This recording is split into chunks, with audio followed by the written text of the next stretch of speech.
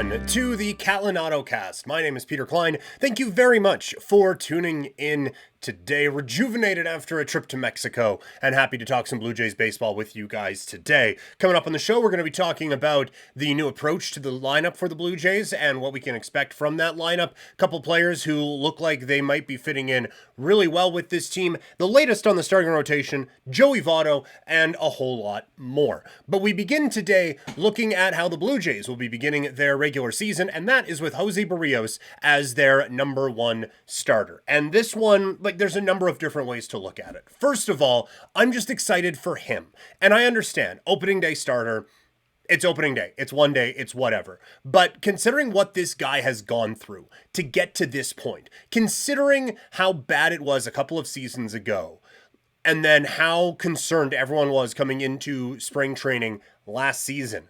Do you think about where we were a year ago? Berrios had got shelled all season long, then went to the World Baseball Classic and got shit kicked. And it was, oh boy, what do we have here? And he was exceptional. All season long, he was everything that the Blue Jays needed him to be. And then there's the whole wild card game scenario that has some problems for how the Blue Jays handled José Berrios. But now he has worked through that. He has been great this spring, and he has earned this opportunity to be the number one starter for the Blue Jays. Now, part of it is he gets it because Kevin Gausman's hurt. It's obvious that the guy who was a Cy Young finalist last year would have got the ball if he was healthy. But he's not. José Berrios absolutely deserves this. And really, once Gausman went down, he was the obvious choice, right? Like, Kikuchi, great. Bassett, fine.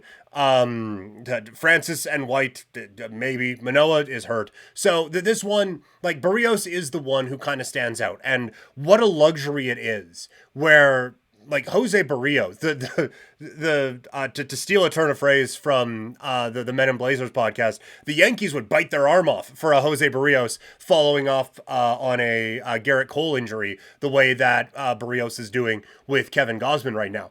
There are a lot of teams where Berrios would be a number one dude, but he's the number two here in Toronto and now fills in admirably here in this number one spot. Hopefully he is not the number one pitcher all season long. I would imagine Gausman is back.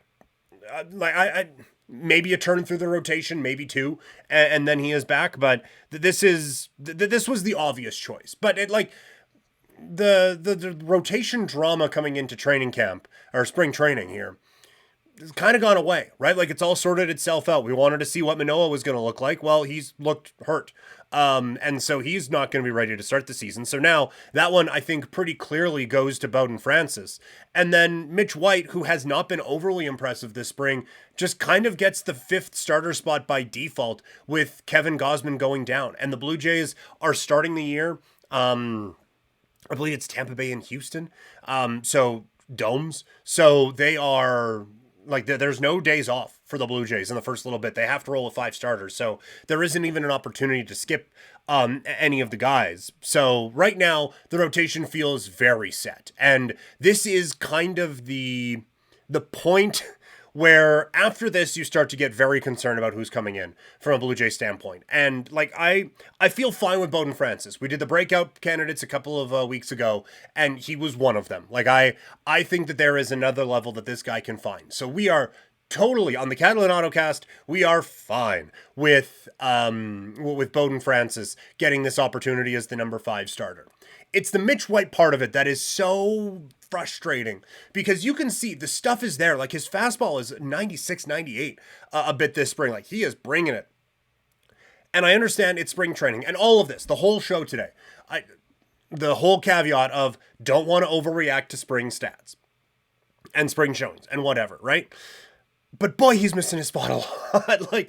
It feels like he is missing a lot. And when he's missing, it's either a non-competitive ball or it is middle at 86 and it's just kaboom and off it goes. That it's concerning how he is missing, but he is going to get opportunity after opportunity. And if the Blue Jays weren't starting the season with him on the roster, he would probably be a waiver claim because he's out of options right now.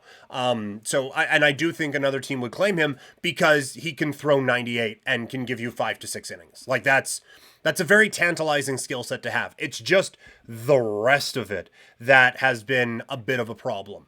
So for him, it's just a matter of like, if he can hit his spots when the lights are shining bright, if he can hit his spots, the stuff is there. And it again starts to extend this pitching staff where we're talking last year. It felt like the Blue Jays had 4 major league pitchers. When Rio came back, they had 5 major league starters.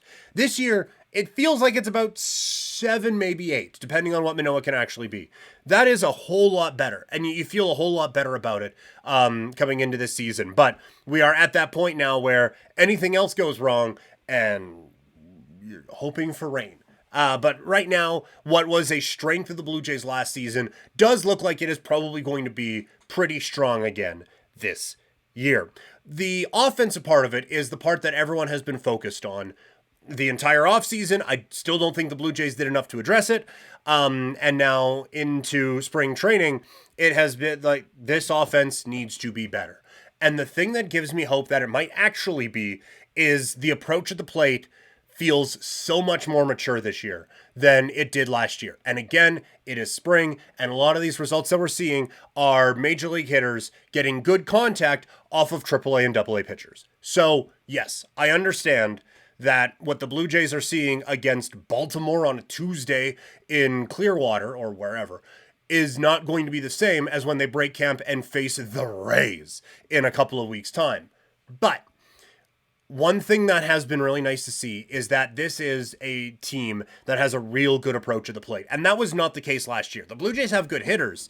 They just didn't approach things well enough. There was a lot of wasted at-bats with this Toronto team, and it really does seem like the new approach of being a bit more patient and waiting for your pitch has paid off a little bit. Again, it's spring, it's whatever, but this team is jumping on mistakes, and they are there's been a real kind of force of, all right, let's lock in on one spot, one pitch, and when we get that, we're going to pounce on it.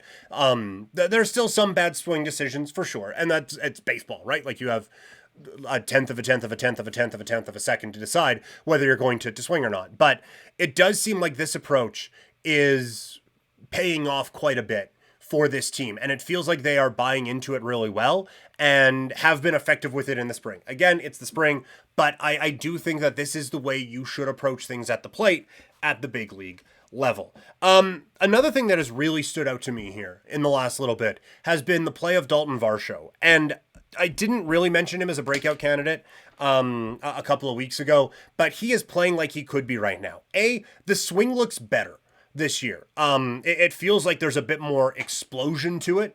We'll see when we get to the regular season and teams start spamming that high fastball again. We will see what he is actually able to do with that. But it does feel like he is seeing the ball really well right now, and everything he is hitting it really hard. And when you look at last year, it was obviously a down year, and you could use it as an excuse or a reason that he was like, new team, they gave up a lot of pressure, let's try to go out and do everything. He's hitting cleanup, and he just tried to do too much. But when you look at it, like his home runs, his isolated power, his batting average, and his weighted runs created plus last year were all down, and most of them, it's a 3-year sample size, because when he was a rookie, he played like 53 games. But for the 3 years that he was consistently a big league player, a lot of those were the lowest with the Blue Jays. And then you look at some of the other stats, and his walk rate was the same, his K rate was the same, and his BABIP was actually down from the year before. Not significantly. Like it was, I think it was 265, 285, and then down to 253. So not to a point where it was like, oh, well, he was unlucky. But it does explain a difference between a 230 batting average and a 250 batting average, which is right around where he hovers.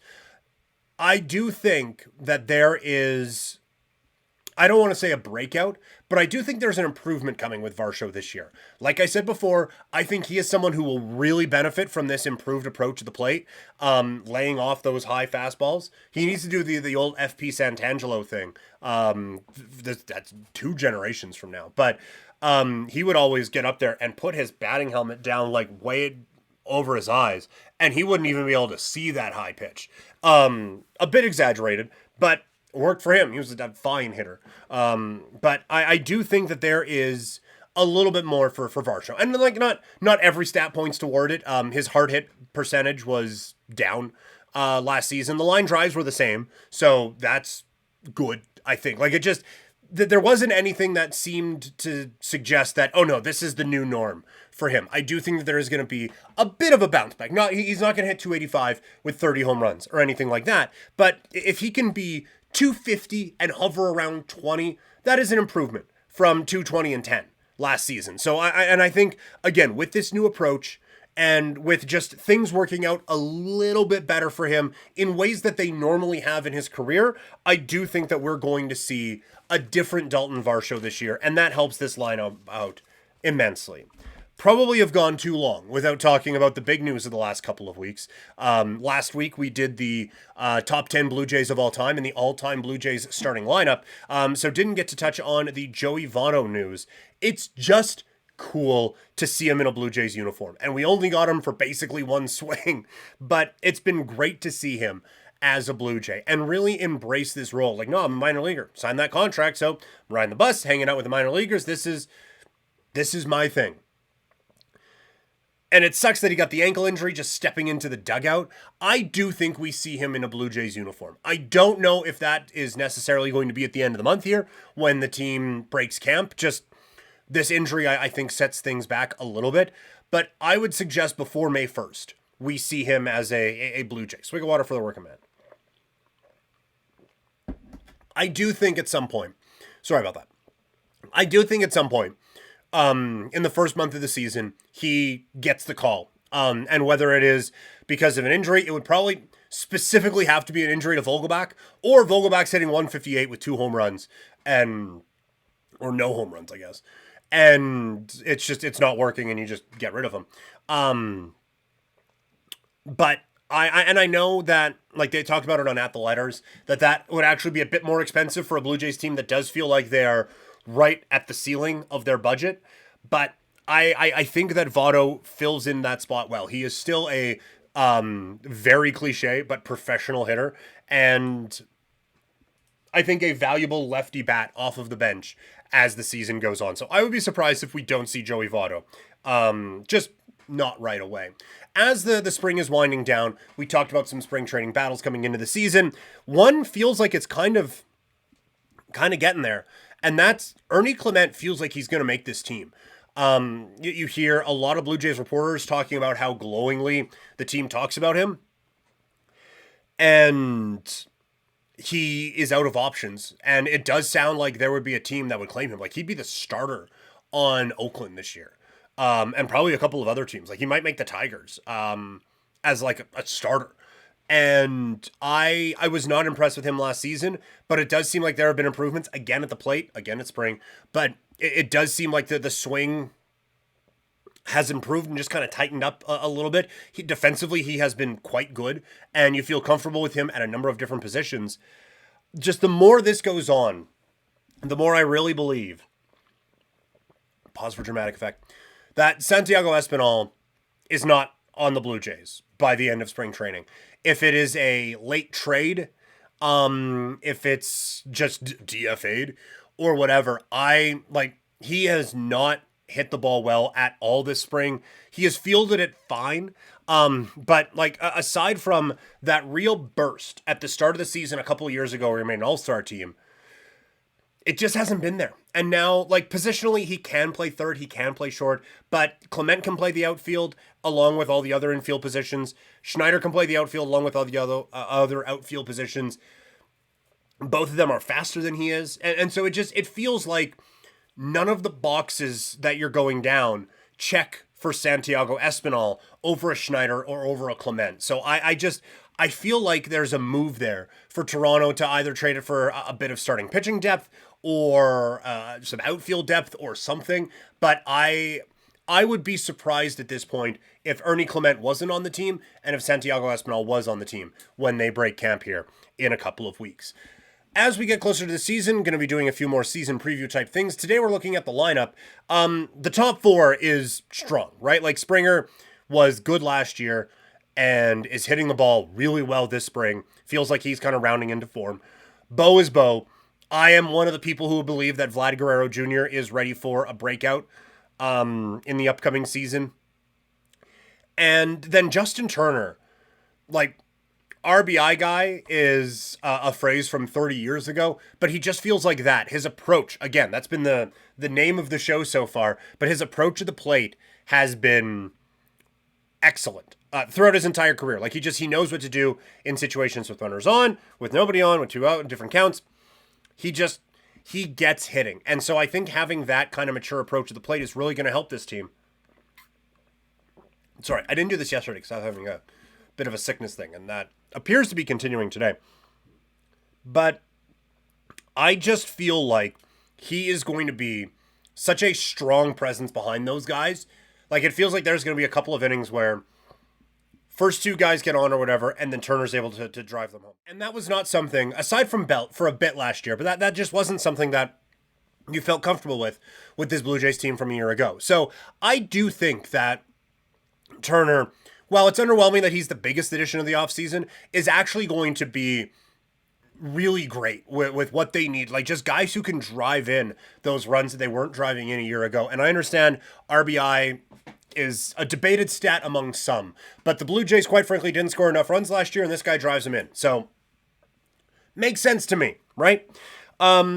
After that, you're going to need some guys to step up. We already talked about how Varsho, I think, will step up. It seems like Alejandro Kirk is ready for a bounce back. He had the abbreviated spring last year. Awesome reasons. He became a father. That's sweet. But now he is fully in camp. He is spraying the ball all around the field with power. So I think that this is going to be a player who I think has, again, a bounce back season for this team here in 2024. He is just such a talented hitter. I'll be interested to see where he fits into the lineup. Right now he's scheduled in as the catcher with Danny Jansen getting banged up, and that unfortunately is a part of the Danny Jansen experience. Jansen, when healthy, has been hitting the cover off the baseball the last couple of seasons, and I feel like he has figured out the major league hitting thing. And it's unfortunate he keeps getting banged up. But when he is healthy, he's the everyday catcher. And you're not taking Turner out of the DH spot.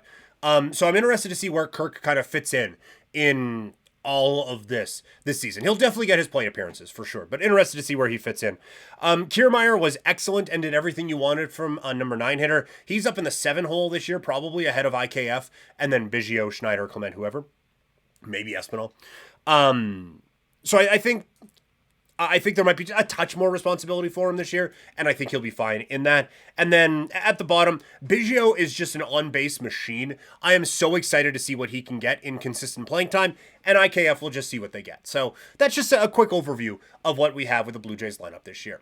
All right, that's going to do it for the show. Thank you guys so much for tuning in. We only have one more of these before the season gets going. We will look at X Factors next week and all the news from spring training. You can follow me on social media at Primetime Klein. Thanks for watching, or listening. Talk to you all later. I'm out.